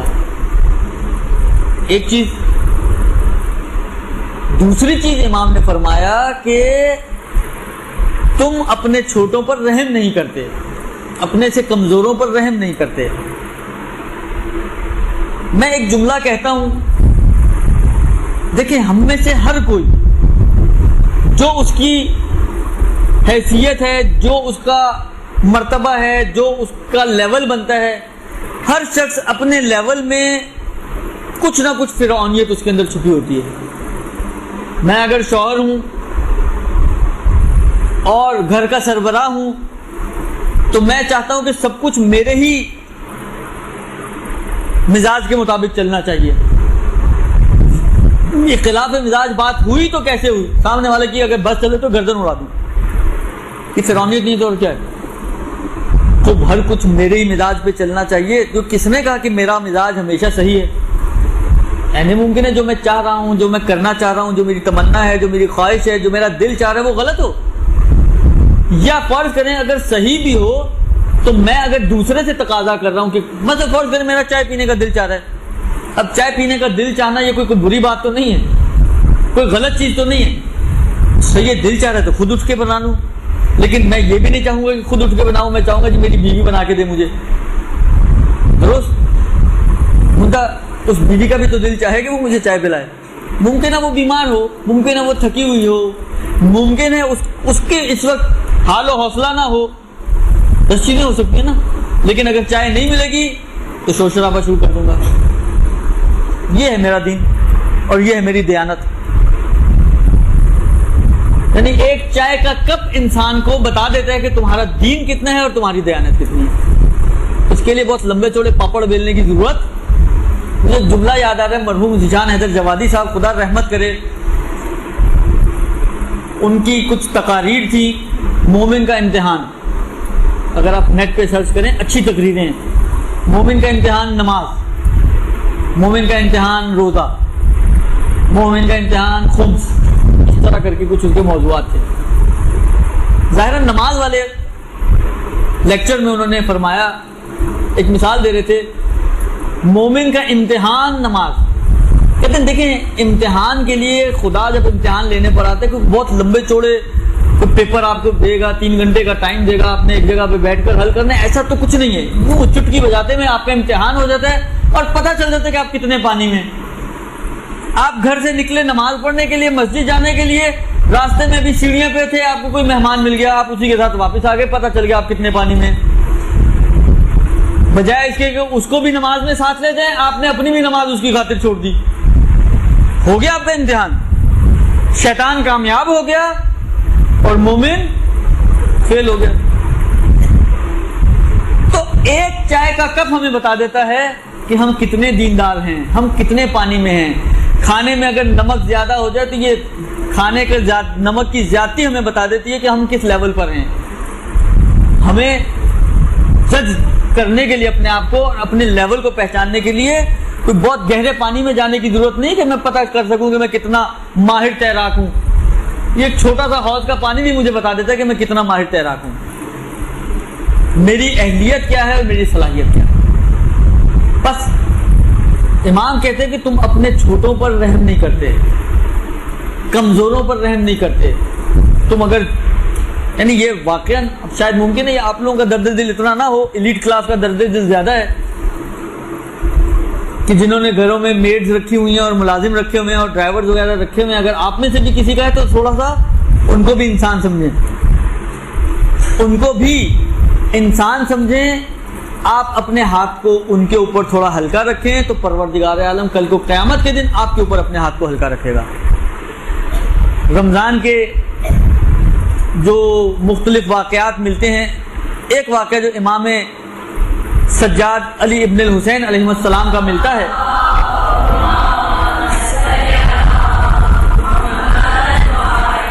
جو آخر رمضان کے حوالے سے ملتا ہے. اگر آپ لوگوں کے ذہنوں میں ہو تو وہاں پر کیا ہے، اب بس میں جلدی جلدی ختم کر رہا ہوں، ٹائم تو پورا ہو گیا آپ لوگوں کا. اس واقعے میں کیا ہے، اس واقعے میں یہی ہے کہ امام علیہ السلام سب کو جمع کیا کرتے تھے، اپنے غلاموں کو. ایک کاپی ان کے ہاتھ میں ہوتی تھی، ایک دفتر ان کے ہاتھ میں ہوتا تھا، جس کے اندر انہوں نے ہر شخص کی، ہر غلام کی، ہر کنیز کی جو غلطیاں اور خطائیں انہوں نے رمضان کے دوران جو کوتاہیاں کی ہوتی ہیں وہ سب لکھتے تھے اور پھر سب کو جمع کرتے تھے اور خود ان کے ساتھ بیٹھتے تھے اور ایک ایک کو یاد کراتے تھے، دیکھو تم نے فلاں ٹائم پہ یہ کام کیا، یہ کام کیا، یہ حرکت، ایسا حرکت، یہ کوتاہی، یہ مشکل. سب کو یاد کرانے کے بعد کہتے تھے کہ میں آج تم سب کو معاف کر رہا ہوں، تم سب خدا سے دعا کرو کہ اے پروردگارہ، جس طرح آج علی ابن الحسین نے ہمارے حق میں رحم کیا ہے اور ہمیں اس نے ہمارے گناہوں سے اور ہماری خطاؤں سے تجاوز کیا ہے، کل قیامت کے دن تو بھی علی ابن الحسین کی خطاؤں سے تجاوز کرنا. یہ ہے طریقہ، یہ ہے روش. لہذا ہم اپنے کمزوروں کے اوپر، جو بھی آپ کے ماتحت ہیں، آپ کے گھر میں کوئی دیکھیں آج کے زمانے میں وہی آپ ذرا تھوڑی دیر کے لیے سوچیں، آپ کے گھر میں ماشاءاللہ ممکن ہے 40,000 آ رہا ہو، 50,000 آ رہا ہو، ایک اچھی ہینڈسم اماؤنٹ آ رہی ہو، مگر آپ کا خرچہ پورا نہیں ہوتا ہے. آپ یہ سوچیں کہ جو آپ کے گھر میں ماسی ہے جو کام کرنے آتی ہے، 10 گھروں کا کام کرتی ہے، کتنا کما لیتی ہے 10 گھروں کے کام سے؟ شاید آپ کی کمائی کا 5واں حصہ. آپ 5 حصے زیادہ کما کے گھر نہیں چلا پا رہی تو وہ 5 حصے کم کما کے کیسے گھر چلاتی ہوگی؟ صرف اس پہ نہ رہیں کہ جی اس سے مثلا 1,500 میں نے باندھا ہوئے تو میں اس سے ایک پائی بھی آگے نہیں جا سکتی. تو گناہ تو نہیں ہوگا اگر آپ اس کو کسی بھی موقع پہ کوئی بھی صدقہ خیرات کسی بھی نیت سے تھوڑا سا اس کو آپ ہاتھ اپنا ہلکا رکھیں گی تو کل کو قیامت کے دن پروردگار عالم آپ کے حق میں اپنا ہاتھ ہلکا رکھے گا. یہ 2 چیزیں. اور تیسری چیز امام علیہ السلام نے فرمایا تم قطع رحم میں مبتلا ہو گئے، کہ جو اس وقت ہمارے معاشرے کی انتہائی پھیلی ہوئی اور شائع ترین اور بڑی بیماری ہے اس وقت، قطع رحم. تم قطع رحم میں مبتلا ہو گئے، تم نے اپنے رشتہ داروں سے تعلقات توڑ لیے، تم نے اپنے رشتہ داروں کا حق ادا نہیں کیا. بات کرنے پہ آئیں تو خود قطع رحم ایک مستقل موضوع ہے، اس کے اوپر بہت بولا جا سکتا ہے، لیکن اب میں اس کو بس وائنڈ اپ کر رہا ہوں. بس امام علیہ السلام علی ابن مہزیار کو بتا رہے ہیں کہ دیکھو یہ 3 رکاوٹیں ہیں جو تمہارے اور ہمارے درمیان آئیں اور جس کی وجہ سے 19 سال تمہیں انتظار کرنا پڑا اس ملاقات کے لیے. تم رکاوٹوں کو دور کر لو پھر 19 سال میں انتظار نہیں کرنا پڑے گا. ایک طرف سے رکاوٹیں دور ہو جائیں، ایک طرف سے آپ نے صلاحیت پیدا کی اپنے اندر، امام کے ساتھ وہ ایک اٹیچمنٹ پیدا کی اپنے اندر، حسین پر آنسو بہا کر. جب یہ 2 چیزیں جمع ہوں گی، رکاوٹ ختم، صلاحیت موجود، تو یہ وہ مرحلہ ہے کہ پھر انسان کی امام سے ملاقات آسان ہو جاتی ہے. بس یہ 2 چیزیں آج میں نے آپ کی خدمت میں عرض کی. ایک تو یہ کہ انتظار کیسا ہونا چاہیے، اور دوسرا یہ کہ اگر آپ اس انتظار کے دوران بھی امام سے ملنا چاہتے ہیں تو کیسے پاسبل ہے کہ آپ کی امام سے ملاقات ہو سکے. ان 2 نتیجوں کے ساتھ اور ان 2 باتوں کے ساتھ آج ہم اپنی اس گفتگو کو یہیں پہ ختم کرتے ہیں، پروردگار عالم کی بارگاہ میں اس دعا کے ساتھ کہ پروردگار بحق محمد و آل محمد ہم سب کو توفیق عطا فرما کہ ہم سب امام کے حقیقی منتظر بن سکیں، اور ہم سب کو ایسی بصارت نصیب عطا فرما اور ایسی توفیق نصیب عطا فرما کہ ہم امام سے ملاقات کر سکیں اور اپنی آئندہ نسلوں کی بہتر انداز سے تربیت کر سکیں اور اپنے گھروں کی اچھے انداز سے خدمت کر سکیں. بحق محمد و آل محمد تمام مومن و مومنات کی مشکلات اور پریشانیوں کو دور فرما. دیکھیں ہے روایتوں میں اس قسم کی چیز کہ جب امام علیہ السلام کا ظہور ہوگا اور امام کو آپ دیکھیں گی تو ہر شخص یہ کہے گا ارے یہ ہیں امام، ان کو تو میں دیکھ چکی ہوں۔ منتہا وہی والی بات ہے کہ ایک مرتبہ آپ دیکھتی ہیں نہ جانتے ہوئے اور ایک دفعہ آپ دیکھتی ہیں جانتے ہوئے، ان دونوں دیکھنوں میں بھی فرق ہے۔ ایک بندہ آپ کے پاس سے گزر جائے، پتہ چلے وہی زمانے کے امام ہوں، ایک مرتبہ آپ کے پاس سے گزر رہے ہیں اور آپ کو پتہ ہے کہ یہ زمانے کے امام ہیں، دونوں میں فرق ہے۔ درست؟ صلی اللہ علیہ وسلم۔ اللجن اللجن يا مولا اللجن اللجن اللجن اللجن اللجن اللجن اللجن يا صاحب السماء اللجن